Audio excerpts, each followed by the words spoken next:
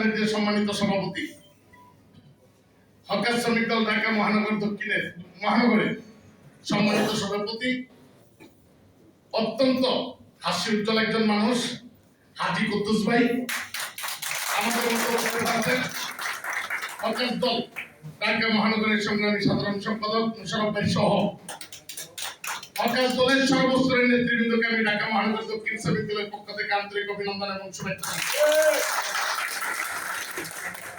আমরা পরিষ্কারভাবে বলতে চাই, আমরা শ্রমিক রাজনীতি করি, শ্রমিকের স্বার্থই আমাদের স্বার্থ। শ্রমিকের যে কোনো স্বার্থ রক্ষা করার জন্য যেখানেই কথা বলতে হয়, যে জায়গায় প্রতিবাদ করতে হয়, আমরা ঢাকা মহানগর দক্ষিণ শ্রমিক দলের আহ্বায়ক সদস্য সচিব সেখানে প্রতিবাদ করব।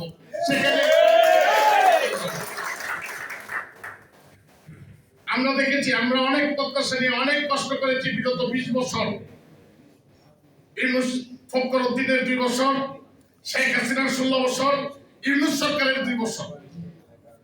20 বছর আমরা এই দেশে গণতন্ত্রকামী মানুষ বিভিন্নভাবে নির্যাতিত হয়েছি, নাজেহালিত হয়েছি। কথায় কথায় মামলা দেওয়া হতো, জেলে দেওয়া হতো, অ্যারেস্ট করা হতো। সাধারণ লোকজন দোকানদারি করতে পারে নাই কোথাও। আমাদের প্রত্যাশা ছিল যে আমাদের দল ক্ষমতায় আসার পর শ্রমজীবী মানুষরা তাদের অধিকার ফিরে পাবে, তাদের ন্যায্যতা ফিরে পাবে, অন্য সময়ের থেকে ভালো জীবনযাপন করবে, তাদের সন্তানদের ভালো স্কুলে লেখাপড়া করাতে পারবে, সমাজে অন্য দশজনের সাথে তাল মিলিয়ে চলতে পারবে। কিন্তু আসলে দুঃখজনক হলেও সত্য, আমরা আসলে সেটা এখনো পারিনি।